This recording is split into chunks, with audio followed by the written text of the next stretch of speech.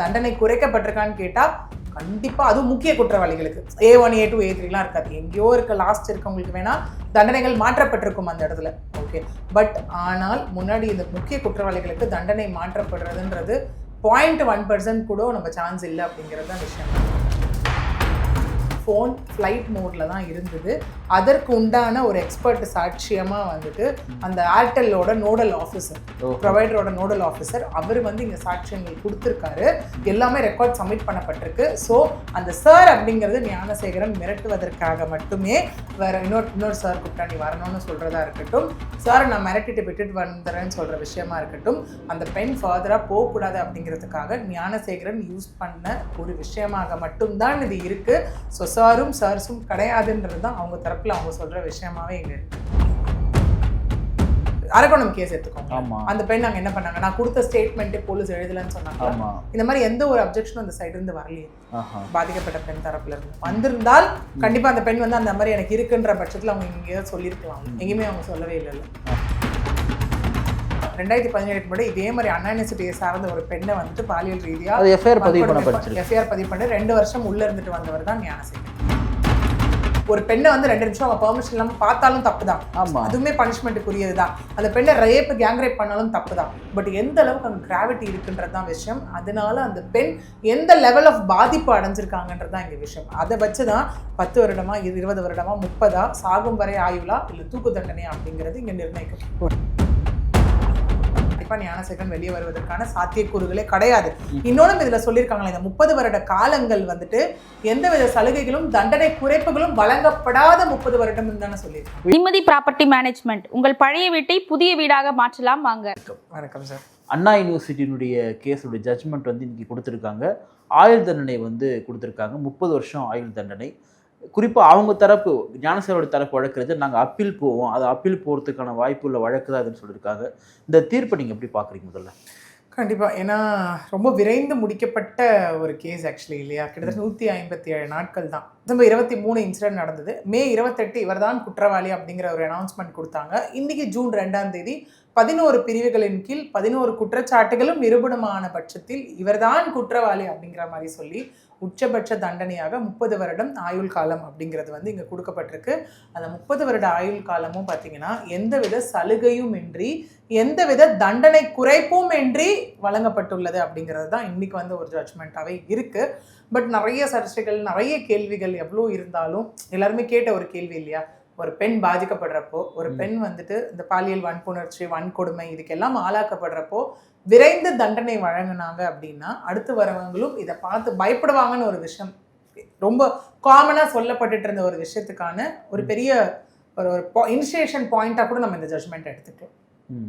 இப்போ அப்பீல் போகிறதுக்கான வாய்ப்பு இருக்குன்னு சொல்லிட்டு அவங்க தரப்பு வழக்கு சொல்கிறார் இல்லையா. அப்போ அப்பீல் போனால் வந்து ஹைகோர்ட்டில் உள்ள ஸ்டேஜ் என்னவா இருக்கும்? கண்டிப்பாக. இன்னொன்று, இந்த கேஸ் வந்து பார்த்தீங்கன்னா ஹைகோர்ட்டோட டைரக்ட் சூப்பர்விஷனில் நடந்த ஒரு கேஸ் தான் இல்லையா. முதல் இது. 2வது அவர் என்ன சொல்லியிருக்காருன்னா, இதில் வந்து இந்த 30 வருட காலங்கள் எந்தவித தண்டனை குறைப்பும் இன்றி சிறை சலுகையும் இன்றின்னு சொன்னதே ஃபர்ஸ்ட் ஆஃப் ஆல் அந்த ப்ரைவசி, அதாவது ரைட்ஸ். நமக்கே தெரியும் BNSSல வரும்போது rights of an arrested person சிலது இருக்குது. கான்ஸ்டியூஷனாக இருக்கும் போது ஆஸ் எ இந்தியன் சிட்டிசன் எல்லாருக்கும் ஒரு வகையான உரிமைகள் இருக்கணும் இருக்கு இல்லையா. ஸோ இதையே அவரோட ப்ரைவசி ரைட்டையே வந்துட்டு இது பண்ணுற மாதிரி இருக்குது, வாய்லேட் பண்ணுற மாதிரி இருக்குது. இது ஒரு பாயிண்ட்டாக எடுத்துக்கிட்டே நாங்கள் அப்பீல் போவோன்ற மாதிரி அவர் அங்கே சொல்லியிருக்காரு. ஓகே, ஏன்னா நமக்கே தெரியும் ஒரு அப்பீல் வந்து அக்செப்ட் பண்ண வைக்கிறதுக்குமே எடுத்தோடனே அக்செப்ட் பண்ணிட மாட்டாங்க.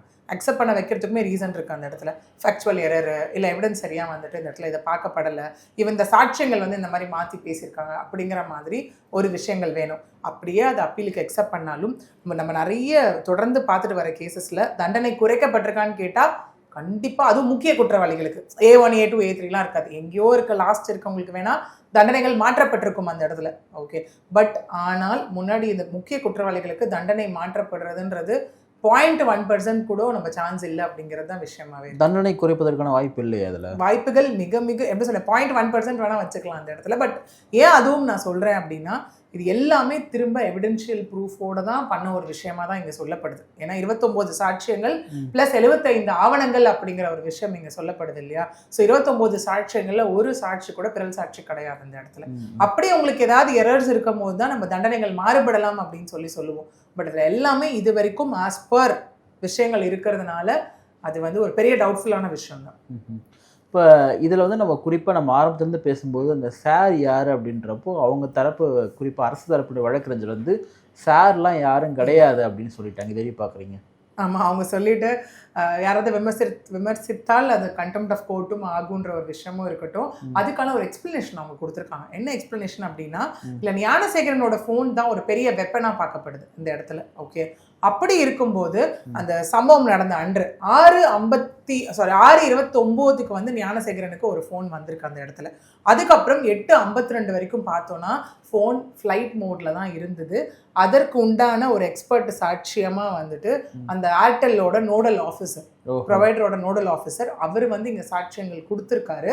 எல்லாமே ரெக்கார்ட் சப்மிட் பண்ணப்பட்டிருக்கு. ஸோ அந்த சார் அப்படிங்கிறது ஞானசேகரன் மிரட்டுவதற்காக மட்டுமே, வேற இன்னொரு சார் கூப்பிட்டா நீ வரணும்னு சொல்றதா இருக்கட்டும், சார் நான் மிரட்டிட்டு விட்டுட்டு வந்துடுறேன்னு சொல்ற விஷயமா இருக்கட்டும், அந்த பெண் ஃபர்தரா போகக்கூடாது அப்படிங்கிறதுக்காக ஞானசேகரன் யூஸ் பண்ண ஒரு விஷயமாக மட்டும்தான் இது இருக்கு.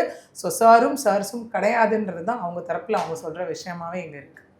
இப்போ குறிப்பாக ஏடிஎம்கே உடைய எதிர்கட்சியுடைய தலைவர் எடப்பாடி பழனிசாமி நாங்கள் ஆட்சிக்கு வந்தால் அந்த சார் யாருன்னு கண்டுபிடிப்போம் அப்படின்னு சொல்லியிருக்காரு இல்லையா? ஸோ மறுபடியும் இந்த வழக்கு ட்ரையல் போகுமா? அது ரொம்ப, ஏன்னா இங்கே பார்த்தீங்கன்னா அப்படி யார் வேணால் ஒரு விஷயத்தில் வந்து நீங்கள் உள்ளே வந்து பொதுநலம் வந்து உள்ளே கொண்டு வந்துடலாம். அப்போ எல்லா கேஸஸும் உங்களுக்கு அந்த மாதிரி போகும் இல்லையா? ஒரு கேஸுன்னு எடுத்துக்கிட்டாலே அங்கே வந்து ஒன்று பாதிக்கப்பட்டவங்க இருக்கணும் அந்த இடத்துல, ஓகே, இல்லைனா அந்த கன்விக்டான அக்யூஸ்ட் இருப்பாங்க இல்லையா? இந்த 2 பேரில் யாராவது ஒருத்தர் தான் அடுத்தது அப்பீலுக்கு போகிறதோ ஏதோ போகிற ஒரு விஷயமா பார்க்கப்படுது. இது வரைக்கும் பொதுநலமாக 3வது நபர்கள் உள்ளே வந்து அவங்களோட ஒரு விஷயத்தை உள்ளே போட்டது நம்ம கேசஸில் பார்க்காத ஒரு விஷயமா தான் இருக்குது இந்த இடத்துல. ஸோ அவர் எந்த பேஸில் வந்துட்டு அதை அவர் கட்சி ரீதியாக எடுத்துகிட்டு வந்து சொல்கிறாருன்றதை அவர் தான் விளக்கணும். இல்லை மறுபடியும் இந்த வழக்கு அவங்களே எடுக்க முடியுமான்னு கேட்குறேன். முடியாது ஆக்சுவலி. ஆமாம், ஏன்னா பாதிக்கப்பட்ட பெண்ணு தானே வரணும். அப்படின்னா இப்போ நம்ம ஒன்றும் இல்லை, உங்களுக்கு ஃபார் எக்ஸாம்பிளுக்கு சொல்லணும்னா நம்ம இந்த அரக்கோணம் கேஸ் எடுத்துக்கோங்க. அந்த பெண் அங்கே என்ன பண்ணாங்க, நான் கொடுத்த ஸ்டேட்மெண்ட்டே போலீஸ் எழுதலன்னு சொன்னாங்க. இந்த மாதிரி எந்த ஒரு அப்ஜெக்ஷனும் அந்த சைடு இருந்து வரலையே பாதிக்கப்பட்ட பெண் தரப்புல இருந்து. வந்திருந்தால் கண்டிப்பா அந்த பெண் வந்து அந்த மாதிரி எனக்கு இருக்குன்ற பட்சத்தில் அவங்க எங்கேயாவது சொல்லியிருக்கலாம்ல, எங்கேயுமே அவங்க சொல்லவே இல்லைல்ல.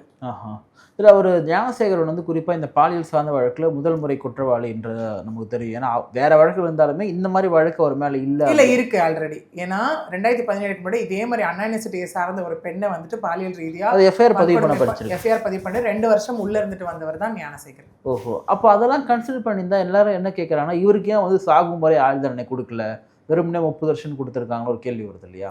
உங்களுக்கு இன்னொன்று கிராவிட்டி ஆஃப் த கிரைம்னு ஒன்று இருக்கு இல்லையா அந்த இடத்துல. ஏன்னா இது பாலியல் வன்கொடுமை அப்படிங்கிற ஒரு விஷயம் இந்த இடத்துல இருக்கு. நம்மளே ஒன்று, நீங்கள் ஒரு கேசஸ் எல்லாமே சிவியரான கேசஸ் எல்லாமே பொள்ளாச்சி கேஸ் கன்சிடர் பண்ணிக்கோங்க. 1லேருந்து 5 ஆயுள் வரை கொடுக்கப்பட்டிருக்கு. அந்த ஒரு ஆயுளுமே சாகும் வரை சிறைன்றது தான் கான்செப்டா இருக்கு. நிர்பயா கேங்ரேப் கேஸ் எடுத்துக்கோங்க. ஓகே, இந்த மாதிரி நம்ம நிறைய கேசஸ் அந்த இடத்துல எடுத்துக்கிட்டோம் அப்படின்னா எல்லாமே வந்து கிராவிட்டி ஆஃப் த கிரைம்னு ஒன்று இருக்கு. ஒரு பெண்ணை வந்து 2 நிமிஷம் அவங்க பெர்மிஷன் இல்லாமல் பார்த்தாலும் தப்பு தான், அதுவுமே பனிஷ்மெண்ட்டுக்குரியது தான். அந்த பெண்ணை கேங்ரேப் பண்ணாலும் தப்பு தான். பட் எந்த அளவுக்கு அங்கே கிராவிட்டி இருக்குன்றது தான் விஷயம். அதனால அந்த பெண் எந்த லெவல் ஆஃப் பாதிப்பு அடைஞ்சிருக்காங்கன்றது தான் இங்கே விஷயம். அதை வச்சு தான் 10 வருடமா 20 வருடமா 30 சாகும் வரை ஆயுளா இல்லை தூக்கு தண்டனையா அப்படிங்கிறது இங்கே நிர்ணயிக்கும். 30 வருடன்றது சிறை தண்டனை தான், ஆயுள் கிடையாது. ஆயுள் 30 வருடம் ஆயுள் தண்டனை அப்படிங்கிறது தான் இங்கே விஷயம். ஆமாம், இப்போ 30 வருஷத்துக்கு அப்புறம் வெளியே வந்துடுவார். அப்போ ஒரு 30 வருடம் வரைக்கும் ஆயுள் அப்படிங்கிறது தண்டனை போது 30 வருடம் தான் அந்த கால இது ஆயுள். இப்போ நிச்சயமாக அப்பீல்லாம் போகும்போது எல்லாருமே என்ன சொல்கிறாங்கன்னா, ஒரு நன்னடத்தை காரணமாக வெளியே வரதுக்கு அதிகமான வாய்ப்புகள் இருக்குது, பெயிலில் கூட வரலாம் அப்படின்ற மாதிரி சொல்கிறாங்க இல்லையா? இங்கே உங்களுக்கு பரோலோ பெயிலோ அப்படிங்கிற கான்செப்ட் இங்கே கூட. ஏன்னா இது மட்டும் இல்லாமல் ஞானசேகரன் மீது இன்னும் ஒரு 6 கொள்ளை வழக்குகள் இருக்கு. 6 கொலை வழக்கு இருக்கு. கொள்ளை வழக்கு. ஆமா, அந்த பள்ளிக்கரணை போலீசார் வந்துட்டு ஆல்ரெடி ஒரு கேஸ்ல இவரை எடுத்து இவரை விசாரிச்சு திரும்ப ஜெயிலில் இது பண்ணிருக்காங்க. இன்னும் அந்த மாதிரி 5 வழக்குகள் இருக்கு. இதுல நன்னடத்தைன்னு எங்க வந்ததுன்னா, ஞானசேகரன் மீது ஜனவரி 5ஆம் தேதி கூண்டாசும் போடப்பட்டிருக்கு இந்த இடத்துல. அப்படி இருக்கும்போது நன்னடத்தை அப்படிங்கிற ஒரு விஷயத்துக்கு இங்க வாய்ப்பு இல்லையே. அப்போ ஒண்ணு இல்லைனாலும் ஒண்ணுத்துல கண்டிப்பா ஞானசேகரன் 30 வருஷம் அந்த நபர் சிறையுள்ள இருக்க முடியும் நீங்க நம்புறீங்களா? வழக்கறிஞர் நிறைய வழக்குகள் பார்த்துருப்பீங்க. இந்த அண்ணா பிறந்த நாள், எம்ஜிஆர் பிறந்த நாள்லாம் வந்து நன்னடத்தைக்கு அனுப்ப வெளியே, நான் சொல்றது கொலை குற்றவாளிகளே வெளியே அனுப்புற போது இவரெல்லாம் ஏமாத்தும். கொலை குற்றவாளி நீங்க அந்த இடத்துல ஹாபிச்சுவல் அஃபெண்டரான்னு பார்க்கணும்ல, அந்த ஒரு விஷயம் இருக்கு இல்லையா? இந்த இடத்துல கூண்டாஸ் போடப்பட்டிருக்கும் போது கூண்டாஸ் ஹாபிச்சுவல் அஃபெண்டருக்கு தான் போடப்படும். அது இல்லாம இன்னும் 6 வழக்குகள் வந்து நிலுவையில இருக்கு இந்த இடத்துல. அப்படி இருக்கும்போது இந்த இடத்துல எப்படி நம்ம ப்ராக்டிக்கலா யோசிச்சாலே நன்னடத்தைன்ற ஒரு விஷயமே வராது அங்க. ஞானசேகர் 30 வருஷம் சிறையில் தான் இருக்கணும், தப்பிக்கவே முடியாதுன்னு சொல்ல வரீங்களா? கண்டிப்பா அப்பீல்ல இந்த சான்சஸ் இல்லை. எல்லா இடத்துலயும் இது வந்து உறுதி செய்யப்பட போகுது அப்படின்னா கண்டிப்பா ஞானசேகரன் வெளியே வருவதற்கான சாத்தியக்கூறுகளே கிடையாது. இன்னொன்னு இதுல சொல்லியிருக்காங்களே, இந்த 30 வருட காலங்கள் வந்துட்டு எந்தவித சலுகைகளும் தண்டனை குறைப்புகளும் வழங்கப்படாத 30 வருடம் தானே சொல்லியிருக்காங்க. உயர்நீதிமன்றம் இதை உறுதி செய்யும் அப்பீல் வந்தா? இதே எவிடன்ஸ் எல்லாமே ப்ராப்பரா இங்க பார்த்திருக்கும் பட்சத்துல, ஏன்னா நமக்கு இன்னும் ஜட்மெண்ட் காப்பி வரல. ஏன்னா ஜட்மெண்ட் காப்பி வந்து நம்ம படிக்கும் போது என்னென்ன மாதிரி ரெண்டு பக்கமும் வந்துட்டு ஆர்குமெண்ட்ஸ் போயிருக்கு, என்னென்ன மாதிரி விஷயங்களை வச்சு இவங்க ஜட்மெண்ட் கொடுத்துருக்காங்கன்னு நமக்கு தெரிய வரும். அதுல இருந்து தான் அவங்க ஏதாவது எடுக்கணும்னா லூப்ஸ் எடுக்கணும். லூப்ஸ் எடுத்துதான் அப்பீல் போக முடியும் இல்லையா அந்த இடத்துல. இது வரைக்கும் அந்த விஷயங்கள் சாட்சியங்கள் ஸ்ட்ராங்கா இருக்கு. இந்த சாட்சியங்களின் அடிப்படையில் தான் இந்த ஜட்மெண்ட் கொடுக்கப்பட்டிருக்கு அப்படிங்கிறது தான் விஷயமா இருக்கு. இப்போ பொள்ளாச்சி வழக்குல வந்து குற்றவாளிகளுக்கு வந்து ஆயுள் தண்டனை கொடுக்குறாங்க, சாகும் வரை ஆயுள் தண்டனை கொடுக்குறாங்க. இவருக்கு 30 வருட ஆயுள் தண்டனை வந்து கொடுக்குறாங்க. கிட்டத்தட்ட 2 அஃபென்ஸுமே ஒண்ணுதானே, எதுல மாறுபடுது இந்த அஃபென்ஸ் கேக்குறாங்க. 2 அஃபென்ஸும் ஒண்ணுன்னும் போது நீங்க கிராவிட்டி ஆஃப் த கிரைமை யோசிச்சு பாருங்களா, அங்க இன்னும் நிறைய இருந்தது நமக்கு. ஏன்னா பிளஸ் அந்த வீடியோஸ் போட்டோஸ் எடுத்து வைக்கிற விஷயமா இருக்கட்டும், மிரட்டி பணம் பறிக்கிறதா இருக்கட்டும், இதெல்லாம் எக்ஸ்டென்சிவான விஷயம் இல்லையா அந்த இடத்துல. இந்த இடத்துல இன்னொன்னு அங்க வந்து கம்ப்ளைண்ட் கொடுத்தவங்க 9 பேர், இங்க ஒரு பொண்ணு. ஸோ இதுல தான் இந்த விஷயம் வந்து மாறுபட்டு இருக்கு இந்த இடத்துல. இப்போ செக்ஷுவலாக அந்த பொண்ணை இவர் அப்யூஸ் பண்ணியிருக்காருன்றது உறுதி செய்யப்பட்டிருக்கு தானே, பாலியல் வன்கொடுமை உறுதி செய்யப்பட்டிருக்கு தான் இந்த இடத்துல. ஒரு பொண்ணை வந்து பாலியல் வன்கொடுமை செஞ்சா 30 வருஷம் தண்டனை அப்படின்றது போதுமானதா ஒரு வழக்கறிஞராக பார்க்குறீங்களா நீங்க?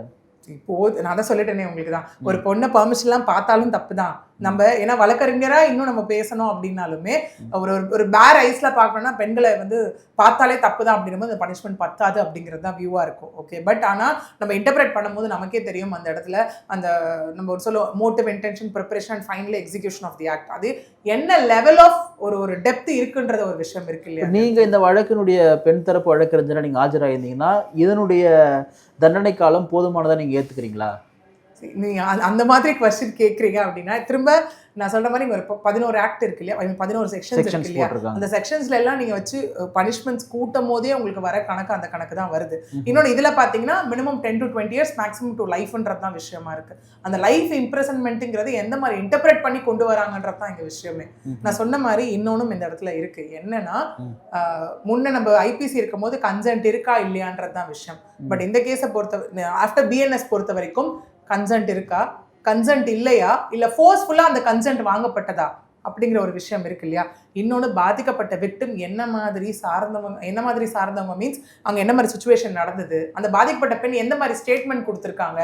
இது நீங்கள் வெளியே இருந்து பேர் ஐஸாக பார்க்கும் போது 30 வருஷம் பத்தாதுன்றது தான் ஒரு கான்செப்ட்.